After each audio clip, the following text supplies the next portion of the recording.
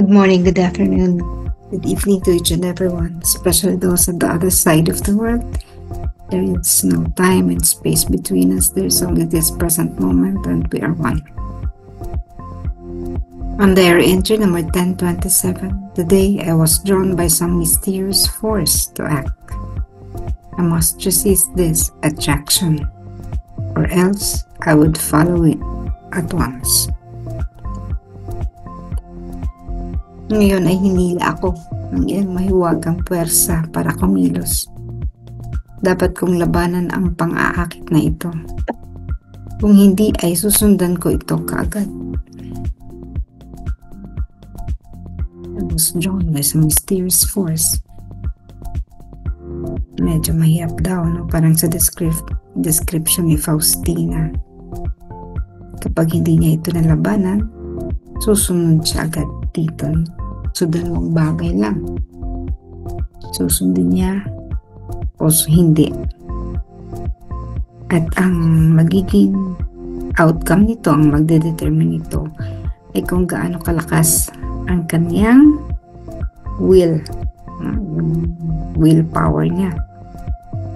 Kasi kung ganito kalakas yung attraction, it was not mentioned what kind of attraction it is. So, walang malamang kundi talagang kapag hindi niya kinayang labanan, whether this is a call to the flesh or hindi, no? But basically, mukhang ito ay may kinalaman sa mundo, no? Of this earth, or of this world.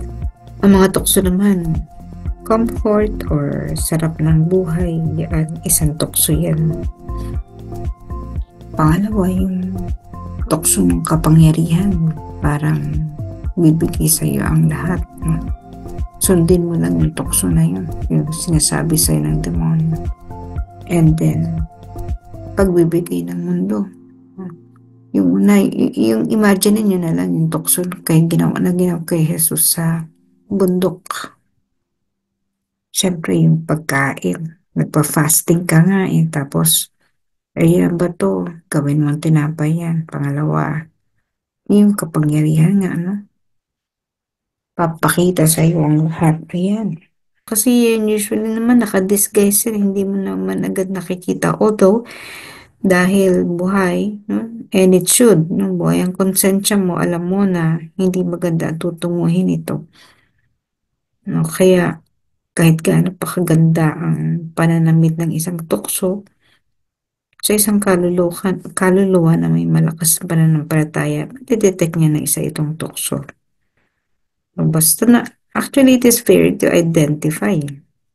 Kasi nga, maganda ang kanya kulay, magandang invitation, napaka-promising, may juicy, napaka-juicy ng proposal. Parang gano'n, madali siya talaga malaman mo kung ikapapahamak mo to o hindi. Kaya lang nga, kahit alam mong mali, na halimbawa, temptation of the flesh, alam mong mali, no? But it is very inviting.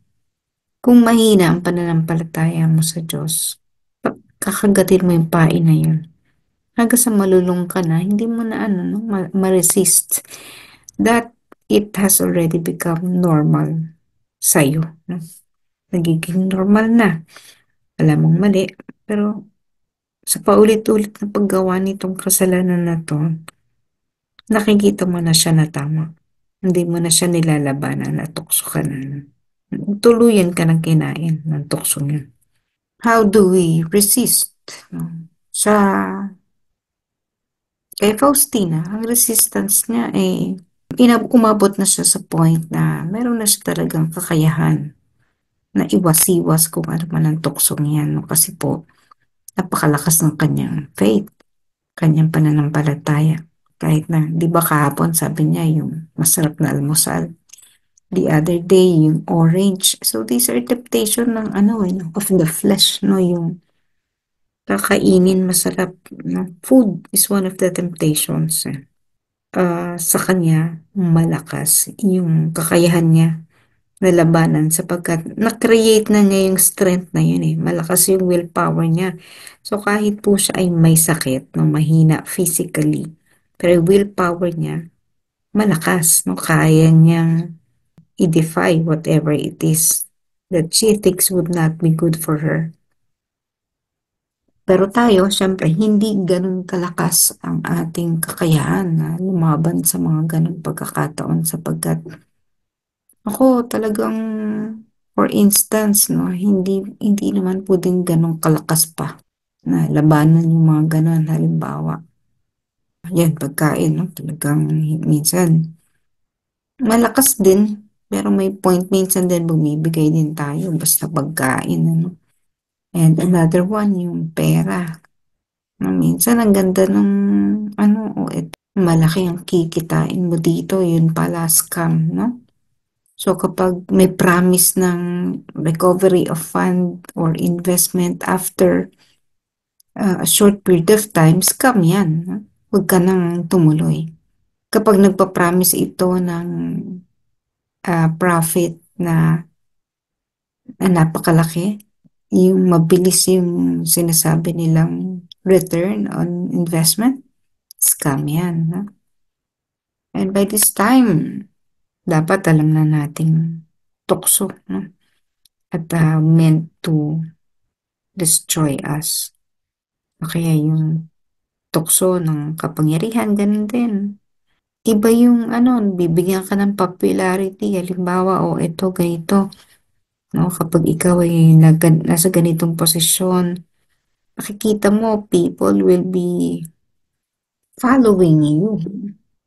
And then, parang yung popularity mo ang lakas. So, it is a temptation na karaniwan sa isang tao hindi nakakayanan. Paano nga natin yan lalabanan?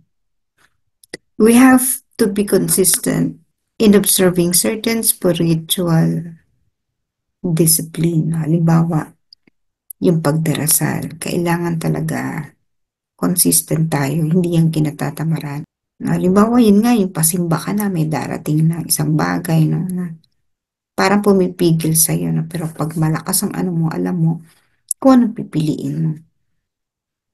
So, bahagi yan, yung spiritual discipline, yung pagsunod dito, yung pagtahak mo talaga dito, bahagi yan, pampalakas ng willpower mo para ma-resist, malabanan ng kung ano mga tukso na darating sa atin, ano? Ang isang spiritual discipline natin yan, prayer. Yung ating prayer life, kailangan consistent tayo. That we have to pray every day. Hindi talaga pwedeng libanan yan kasi isang liban mo lang, nagkakaroon ng opening for the devil to enter, no? Para pumasok ang kasamaan. At syempre, yung pagpapalakas ng ating kakayanang labanan yan ay sa pamamagitan ng pagharap sa mga yan. No? Hindi mo yan malalabanan kung hindi mo haharapin. So, halimbawa, yung tukso ng kapangyarihan, talagang tutuksohin tayo niya, hindi pwedeng mawala, no? Pero habang hinaharap mo yan at nalalagpasan mo, darating at darating pa uli yan. Hindi tigil ang mga atraksyon yan hanggat hindi tayo nakukuha as a soul, no? Dahil parang labanan ito ng labanan ng paramihan ng kampon, no? Ng tagasunod.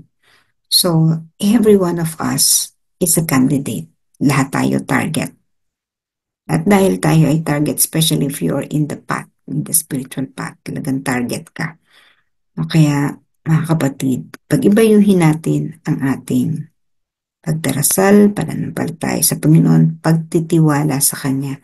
Sapagkat kung hindi tayo magtitiwala sa Kanya, kung kulang, kaya nga Jesus, I trust in you, no? So kung kulang ating pananalig sa Panginoon, madali tayong bibigay sa tukso. Yun, kailangan nating palakasin ang ating pananampalataya at ang ating pananalig. At yan ay lalakas din sa pamamagitan ng pagharap mismo din natin sa mga ganyang bagay. Halimbawa sa sport, kung you're into a sports, hindi pwedeng hindi ka lalaban.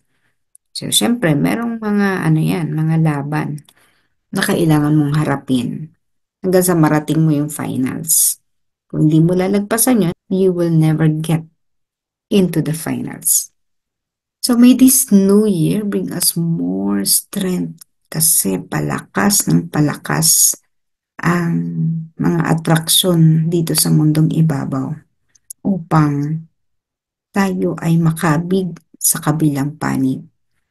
Nawa sa ating ginagawang pananalangin tuwing umaga, paggising at paggising pa lang, nawa ito ay nagbibigay sa atin ng lakas at kapangyarihan para suungin ang kung anong mga haharapin natin sa bawat araw.